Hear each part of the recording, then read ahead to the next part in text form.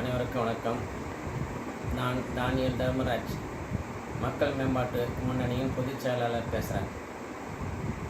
இன்றைய காலகட்டத்தில் ஒடுக்கப்பட்ட தலித் கிறிஸ்தவ மக்கள் கல்வி வேலைவாய்ப்பில் இன்றி நசுக்கப்பட்டு ஒடுக்கப்பட்டு ஓரங்கட்டப்படுகிறார்கள்.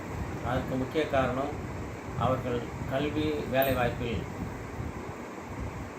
சரியான இடஒதுக்கீடு அவர்களுக்கு தராததே அதற்கு முக்கிய காரணம். அரசாங்கமும் சரி, நம்முடைய கிறிஸ்துவ நிர்வாகத்தில் இருக்கும் உயர் ஜாதி என்று சொல்லிக்கொண்டு ஒடுக்கப்பட்ட மக்களை தங்கள் கல்வி வளர்ச்சியில் முன்னேறாத அளவுக்கு அவர்கள் நசுக்கி கொண்டு அவர்களுக்கு வேண்டிய சதவீத அடிப்படையில் இடஒதுக்கீடை செய்யாததே அதற்கு முக்கிய காரணம். எனவே நாம் நம்முடைய ஒடுக்கப்பட்ட தலித் கிறிஸ்தவ மக்களுக்கு கிடைக்க வேண்டிய சமத்துவத்தை, உரிமைகளை வென்றெடுக்க வேண்டுமென்றால் நாம் அரசியல் அதிகாரத்தை பெற வேண்டும்.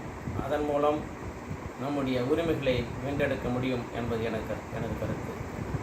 எனது கருத்து மட்டுமல்ல, மக்கள் மேம்பாட்டு முன்னணியின் ஒட்டுமொத்த அனைவரின் கருத்தும் இதுவே.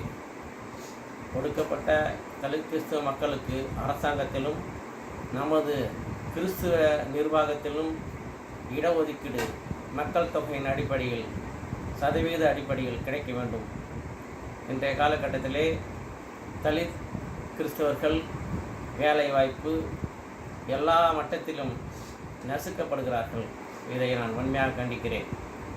நம்முடைய மக்கள் மேம்பாட்டு முன்னணி நம்முடைய உரிமைகளை வென்றெடுக்க அரசியல் அதிகாரத்தை அடைவதே அதற்கு ஒரே வழி என்பதை இலக்கமாக கொண்டு நாம் அனைவரும் ஒன்று சேர்ந்து நம் உரிமைகளை வென்றெடுக்க வேண்டும் என்று உங்கள் அனைவரும் வேண்டி விரும்பி கேட்டுக்கொள்கிறேன். நன்றி, வணக்கம்.